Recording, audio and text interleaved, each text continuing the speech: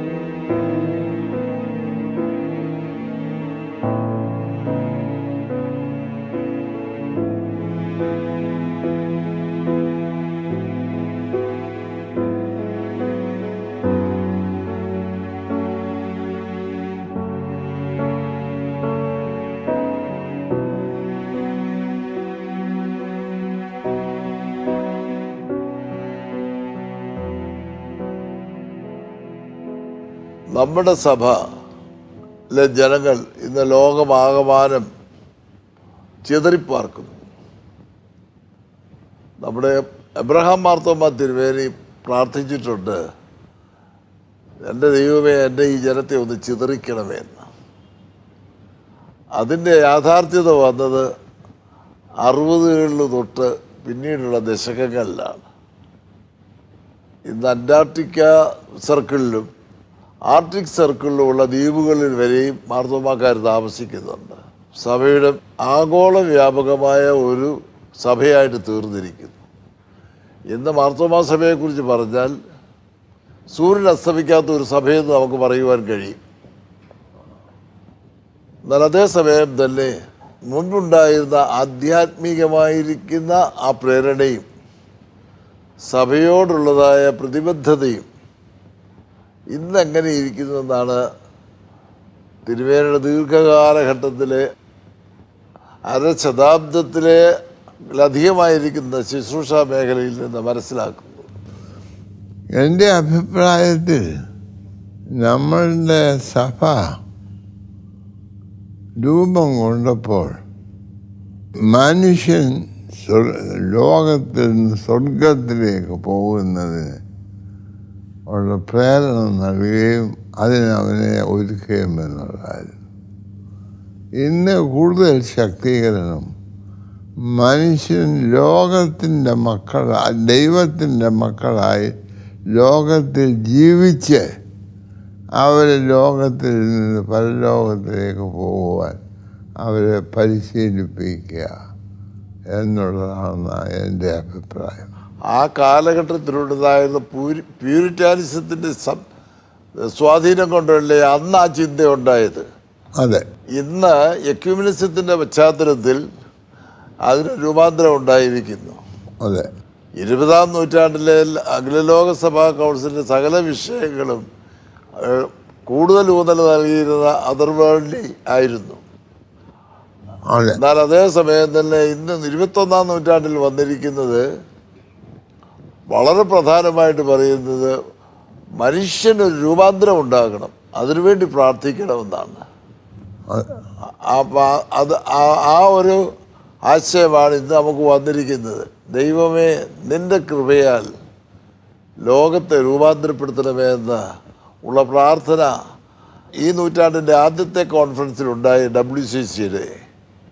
എന്നാൽ അതേസമയം കൊറിയയിൽ കൂടിയതായ രണ്ടാമത്തെ യോഗത്തിൽ ഉയർന്ന പ്രാർത്ഥന, ജീവൻ്റെ ദൈവമേ, ഞങ്ങളെ നീതിയിലും ന്യായത്തിലൂടെയും നടത്തി എന്തിന് അഭിമാനകരമായൊരു ജീവിതം ഈ ലോകത്തിൽ ലഭ്യമാകുവാൻ സഹായിക്കണമെന്നുള്ളത്. ഈ നൂറ്റാണ്ടിലേക്ക് നോക്കുമ്പോൾ വലിയ വേദശാസ്ത്രപരമായിരിക്കുന്ന ഒരു വ്യതിയാനത്തിൽ മാർത്തോമാ സഭയും ഉൾക്കൊണ്ടിട്ടുണ്ട് എന്ന് നമുക്ക് പറയുവാൻ കഴിയും. അത് കഴിയും. അതൊരർത്ഥത്തിൽ ശരിയാണ്.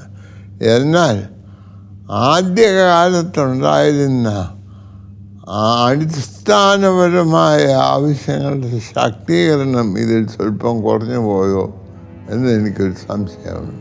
അപ്പോൾ ഇന്നത്തെ കാലത്ത് ഭക്തർ കൂടുന്നു, വിശ്വസ്തർ കുറയുന്നു എന്ന് പറയുന്നത് ശരിയാണ്. അതെ, അത് ശരിയാകുന്നു. നമുക്ക് സഭയായിട്ട് ധാരാളം സാമൂഹ്യക്ഷേമ പ്രവർത്തനങ്ങളിലേക്ക് ഉള്ള ഊന്നലുണ്ട്.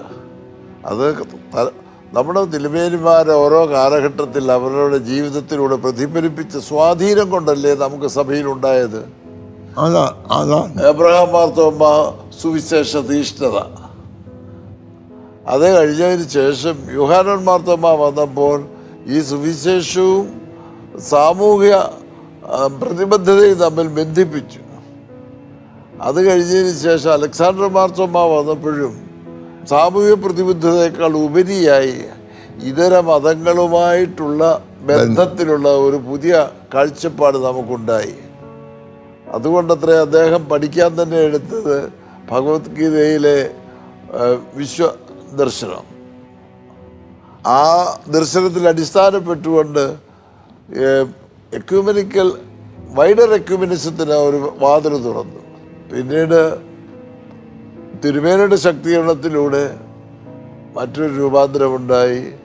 ഇന്ന് മാർത്തോമാ സഭയിലെ മെത്രാപ്പോലിത്ത മാത്രമല്ല തിരുമേനി, സമൂഹത്തിൻ്റെ മെത്രാപ്പോലിത്തയാണ്. ഈ രീതിയിലുള്ളൊരു മാറ്റം വന്നത് കാലാനുഗതമായി നമ്മുടെ മെത്രാച്ചന്മാരിൽ കൂടെ ലഭിച്ചതായുള്ള ആ സൗഹൃദത്തെ സമൂഹം അംഗീകരിച്ചതുകൊണ്ടല്ലേ? എന്താണ് തിരുമേനിയുടെ അഭിപ്രായം? തിരുമേനി പറഞ്ഞതിനോട് ഞാൻ പരിപൂർണമായിട്ട് യോജിക്കുന്നുണ്ട്. അതായത് ഈ സത്യത്തിൻ്റെ പലവിധ വശങ്ങൾ അത് നമ്മൾ കണ്ടല്ലാതെ ആദ്യം കണ്ട ഒരു സത്യത്തെ മാത്രം അതാണ് പൂർണ്ണ സത്യമെന്ന് പറയാതെ സത്യത്തിൻ്റെ ആരംഭത്തിൽ നിന്ന് അതിൻ്റെ പൂർണ്ണതയിലേക്കുള്ള യാത്രയിലാണ് നമ്മുടെ സഭ നിന്നിട്ടുള്ളത്. അതിൽ വളരെ സാഹചര്യമുണ്ട്. പല രംഗങ്ങളിലും നമ്മളുടെ സഭയുടെ അംഗത്വവും നേതൃത്വവും അർഹിക്കുന്നതിന് വളരെ കൂടുതലായിട്ടുള്ള നേതൃത്വം നമുക്ക് മറ്റ് സഭകളിൽ നിന്നും ലോകത്തിൽ നിന്നും ദൈവം നൽകിയിട്ടുണ്ട്. അതിന് ദൈവത്തോട് കടപ്പെടണം. കഴിഞ്ഞ നൂറ്റാണ്ടിൻ്റെ മധ്യത്തിൽ ക്രിസ്തു കേന്ദ്രീകൃതമായിരുന്ന വേദശാസ്ത്രം ഉയർന്നപ്പോൾ നമ്മുടെ ഒരന്മായ നേതാവ് ഡോക്ടർ M.M. തോമസ് അതിൻ്റെ വക്താവായിട്ട് മാറി. ആഗോള സഭയ്ക്ക് സ്വാധീനം ചെലുത്തുവാൻ തക്കവണ്ണം അയാളൊരു പ്രശസ്ത വേദശാസ്ത്രജ്ഞനായി തീർന്നു. ഇന്ന് അദ്ദേഹത്തിൻ്റെ ചിന്തകളെ അടിസ്ഥാനമാക്കിക്കൊണ്ട് ധാരാളം ഗവേഷണങ്ങൾ നടക്കുന്നു. അത് സഭയ്ക്ക് അഭിമാനകരമായ ഒരു നേട്ടമാണ്. പട്ടത്തു സമൂഹം മാത്രമല്ല, അന്മായ നേതൃത്വവും വളരെ ശ്രദ്ധേയമായിരുന്നു. തിരുവിതാംകൂറിൻ്റെ രാഷ്ട്രീയ മണ്ഡലത്തിൽ നോക്കുമ്പോൾ ശ്രീമാൻ T. M. വർഗീസിനെ പോലെ ത്യാഗം നിർഭരമായിരിക്കുന്ന രാഷ്ട്രീയ ജീവിതം കാഴ്ചവെച്ച ആളുകളെ കാണാൻ പ്രയാസമാണ്. ഇന്നില്ല. സഖാവ് ശ്രീകണ്ഠൻ നായരുടെ വാക്കുകൾ ആ മനുഷ്യൻ്റെ സഹധർമ്മിണിയുടെ കഞ്ഞിക്കലത്തിൽ നിന്ന് തവിയിൽ കോരി കഞ്ഞി കുടിച്ചിട്ടില്ലാത്ത ഒരു രാഷ്ട്രീയ നേതാവും കേരളത്തിലില്ല എന്നൊരു പ്രസ്താവനയുണ്ട്. ഇന്ന് രാഷ്ട്രീയത്തിൽ വന്നിരിക്കുന്ന ആളുടെ വ്യതിയാനം വളരെ വേദനാജനകമാകുന്നു എന്നുള്ള ഒരു ചിന്തയിൽ ഇന്നത്തെ സമൂഹം വ്യസനിക്കുന്നുണ്ട്. അതിനെന്താണ് നമുക്ക് പരിഹാരം നമുക്ക് നിർദ്ദേശിക്കുവാനായിട്ട് സാധിക്കുന്നത്? ഇന്ന് ഈ രാഷ്ട്രീയ പാർട്ടികൾ വന്നപ്പോൾ എല്ലാവരും സത്യം മുഴുവനും പരമാർത്ഥം മുഴുവനും ഞങ്ങളുടെ കയ്യിലാണെന്നുള്ളൊരു ബോധത്തിലാണ്, അല്ലാതെ ദൈവത്തിൻ്റെ കയ്യിലാണെന്നല്ല. അതിൻ്റെ ഭാഗം മാത്രമേ നാം അതിൽ ദൈവത്തോട് അടുക്കും തോറും സത്യത്തോട് ബന്ധപ്പെടുന്നതെന്നുള്ളതല്ല. അതുകൊണ്ട് ഇന്ന് അത് തിയോളജിയിൽ കയറി ഞാൻ പറയുന്നതാണ് ദൈവം, അല്ലാതെ ദൈവത്തെ സമൂഹത്തിൽ ദൈവം പറയുന്നത് കേൾക്കാൻ സാവകാശമില്ല. ഞാൻ പറയുന്നത് ദൈവം പറയുന്നതാണെന്ന് രൂപാന്തരപ്പെടുത്തുക. വ്യക്തത ലഭിക്കാത്തതായുള്ള ജനസമൂഹത്തിന് വ്യക്തത ലഭിക്കത്തക്കോളം നമ്മൾ പ്രാർത്ഥിക്കുന്നത് ദൈവത്തോട് പല കാര്യങ്ങൾ പറഞ്ഞേച്ച് മറുപടി കേൾക്കാതെ എഴുന്നേറ്റ് പോരുക. മറുപടി കേൾക്കാനായിട്ടുള്ളൊരു സാവകാശം കൂടെ നമുക്കില്ല എങ്കിൽ നമുക്ക് രൂപാന്തരം ഉണ്ടാകുകയില്ല എന്നാണ് എൻ്റെ ഒരു അഭിപ്രായം. ഞാൻ അതിനോട് പരിപൂർണമായി യോജിക്കുന്നു. ഇന്ന് നമ്മൾ പ്രാർത്ഥിക്കുന്നത് ദൈവം നമുക്ക് എന്തോ ചെയ്യണം എന്നാണ് ദൈവത്തിനൊരു, അതല്ല ദൈവം നാം ലോകത്തിന് എന്ത് ചെയ്യണം എന്ന്. യേശുക്രിസ്തു ലോകത്തിൽ വന്നത് ലോകത്തിന് വേണ്ടി ജീവനെ കൊടുക്കാൻ. നമുക്ക് ഇന്ന് നമ്മൾ പ്രാർത്ഥിക്കുന്നത് ആർക്കു വേണ്ടി എന്തിനു വേണ്ടി പ്രാർത്ഥിക്കുന്നു?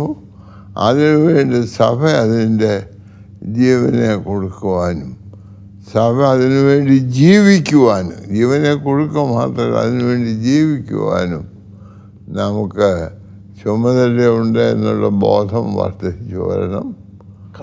അത് വർദ്ധിച്ചു വന്നുകൊണ്ടിരിക്കുന്നതിൽ സന്തോഷിക്കാൻ പോരാ, കൂടുതൽ വർദ്ധിക്കാം. കർത്താവ് പറഞ്ഞത് നിങ്ങൾക്ക് ജീവൻ ഉണ്ടാകുവാൻ, സമൃദ്ധിയായ ജീവൻ ഉണ്ടാകുവാൻ വന്നു. ദൈവവും മനുഷ്യനും തമ്മിലുള്ള ബന്ധം ഒരു ശ്വാസബന്ധമായിരുന്നു. ആ ശ്വാസബന്ധം തകർന്നു. ലഭിച്ച അവസരങ്ങളും പദവികളും സ്വാതന്ത്ര്യവും ഉത്തരവാദിത്വമില്ലാതെ കൈകാര്യം ചെയ്തതുകൊണ്ട്. അതുകൊണ്ട് ഇന്ന് ദൈവം നമുക്ക് തന്നിരിക്കുന്ന എല്ലാ സൗഭാഗ്യങ്ങളും ഉത്തരവാദപൂർവമായി നിർവഹിക്കുന്നതിലൂടെയാണ് ലോകത്തിന് രൂപാന്തരം വരേണ്ടത്. ഇന്ന് ലോകത്തിൻ്റെ രൂപാന്തരത്തിന് വേണ്ടി നാം പ്രാർത്ഥിക്കണം. അപ്പോൾ അത് സാധ്യമാകണമെങ്കിൽ നമുക്ക് ആദ്യമേ രൂപാന്തരം ഉണ്ടാകണം, നമ്മിലത് ആരംഭിക്കണം. അപ്പോൾ നമുക്ക് സങ്കീർത്തനക്കാരനോട് പറയുവാൻ കഴിയും, പുരാതനായ എൻ്റെ ദൈവം എൻ്റെ സങ്കേതം, കീഴേ അവൻ്റെ ശാശ്വത ഭുജങ്ങളുണ്ട്. അതത്രയല്ലേ നമുക്ക് ഈ തരുണത്തിൽ ആശ്രയിക്കാവുന്നതായ ഒരു മനോഭാവം. ഞാൻ അതിനോട് പരിപൂർണമായിട്ട് യോജിക്കുന്നു. ഇന്നത്തെ സമൂഹത്തിൽ രൂപാന്തരത്തിനുള്ളതായ പ്രവർത്തകരായി, രൂപാന്തരത്തിന് വേണ്ടിയുള്ള ആഹ്വാനം നൽകുന്ന ഒരു സമൂഹമായി സഭ നിൽക്കണം. അതിനുള്ളൊരു സാമൂഹ്യ പ്രതിബദ്ധത നമുക്കുണ്ടാകുകയും എല്ലാവരോടും ഒരുമിച്ച് ചേർന്ന് നിന്ന് മനുഷ്യനെ രൂപാന്തരം ഉണ്ടാകേണ്ടതിന് വേണ്ടി നമുക്ക് അധ്വാനിക്കാം. അതിന് നമുക്ക് എന്ത് കൊടുക്കുവാൻ കഴിയുമെന്നുള്ളതിനെക്കുറിച്ച് നമ്മൾ ചിന്തിക്കുക.